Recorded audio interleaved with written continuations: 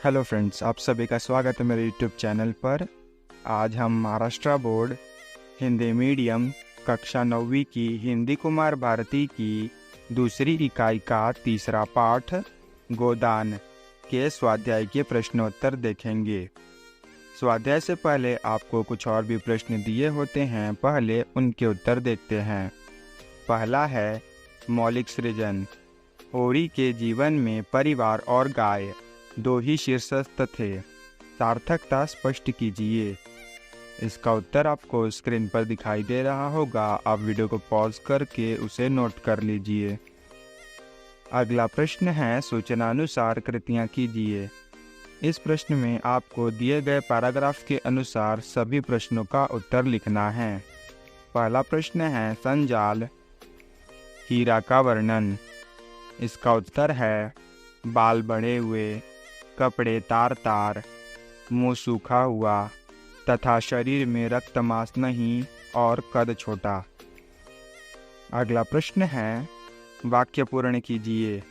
होरी की आंखों में वह हीरा था जो माँ बाप का छोटा सा बालक था। तथा दूसरा वाक्य है होरी अधेरे मुंह उठा तो देखता है कि हीरा सामने खड़ा है। अगला प्रश्न है परिच्छेद में आए हुए शरीर के किसी एक अंग पर प्रयुक्त मुहावरा लिखिए। इसका उत्तर है गदगद कंठ से कहना तथा कदमों में गिर पड़ना। अगला प्रश्न है प्रश्न चौथा आदमी से भूल चूक होती ही है, इस पर अपने विचार लिखिए। यह स्वमत का प्रश्न है और इसका उत्तर आपको स्क्रीन पर दिखाई दे रहा होगा, आप वीडियो को पॉज करके उसे लिख लीजिए। तो चलिए अब स्वाध्याय के प्रश्नोत्तर देखते हैं। स्वाध्याय का पहला प्रश्न है सूचनानुसार कृतियां कीजिए का पहला होरी के साथ इनके रिश्ते।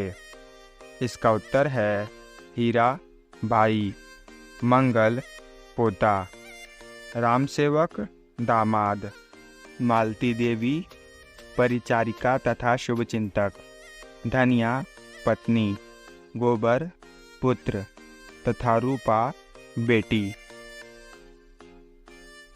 अगला प्रश्न है लू लगने के बाद होरी की स्थिति। इसका उत्तर है हाथ पांव ठंडे होने लगे, चक्कर आने लगा, आंखों के सामने अंधेरा छाने लगा तथा लू के कारण देह जलने लगी तथा पुरानी घटनाएं याद आने लगी। अगला प्रश्न है प्रश्न तीसरा कहीं कोई इन सर्वनामों का उपयोग करके अर्थपूर्ण वाक्य तैयार कीजिए। इसका उत्तर है आज सुबह से धीरज कहीं गया हुआ है तथा दूसरे सर्वनाम का उत्तर है मनोहर के कमरे में कोई बैठा है। अगला प्रश्न है पाठ में प्रयुक्त मुहावरे ढूंढकर उनका अर्थ लिखिए तथा वाक्य में प्रयोग कीजिए। इसका उत्तर है पहला मुहावरा है कपड़े तार तार होना, जिसका अर्थ है कपड़ों का फट जाना, और वाक्य में प्रयोग होगा होरी के शरीर के सारे कपड़े तार तार हो गए थे। तथा दूसरा मुहावरा है कदमों पर गिर पड़ना, जिसका अर्थ होगा शरण में आना। तथा वाक्य में प्रयोग होगा 1971 के युद्ध में पाकिस्तानी सेनाएं भारतीय सेनाओं के कदमों पर गिर पड़ी। तीसरा मुहावरा है घुल जाना, जिसका अर्थ होगा दुबला हो जाना। तथा वाक्य में प्रयोग होगा गरीबी के कारण राजेश का हाथी जैसा शरीर घुल गया। तथा चौथा मुहावरा है कलेजा मजबूत करना, जिसका अर्थ होगा हिम्मत करना।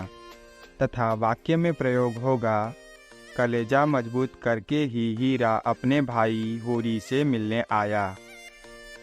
तथा अगला मुहावरा है छाती फूल उठना, जिसका अर्थ है गर्व होना। तथा इसका वाक्य में प्रयोग होगा भारतीय क्रिकेट टीम ने जब श्रीलंका की टीम को पराजित किया तो भारतीयों की छाती फूल उठी। तथा अगला मुहावरा है कलेजा सन्न होना, जिसका अर्थ है घबरा जाना। और इसका वाक्य में प्रयोग होगा, होरी की दशा देखकर धनिया का कलेजा सुन्न हो गया। तथा अगला मुहावरा है पछाड़ खाकर गिरना, जिसका अर्थ होगा मूर्छित होकर गिरना और वाक्य में प्रयोग होगा, होरी का अंतिम समय जानकर धनिया पछाड़ खाकर गिर पड़ी। अगला प्रश्न है प्रश्न चौथा, देहदान की संकल्पना स्पष्ट करते हुए उसका महत्व समझाइए। यह स्वमत का प्रश्न है, जिसका उत्तर आपको स्क्रीन पर दिखाई दे रहा होगा और वीडियो को पॉज करके उसे लिख लीजिए। तो चलिए अगला प्रश्न देखते हैं। अगला प्रश्न है भाषा बिंदु, निम्न संवाद पढ़िए, समझिए तथा कारक को रेखांकित करके उसके चिन्हों के नाम लिखिए। इस प्रश्न के उत्तर में आपको निम्नलिखित संवाद में प्रयुक्त कारक को अधोरेखांकित करना है तथा उस कारक चिन्ह का नाम लिखना है। तो इसका उत्तर आपको स्क्रीन पर दिखाई दे रहा होगा, जिसमें पूरे संवाद में जो जो कारक चिन्ह हैं उसको अधोरेखांकित किया गया है।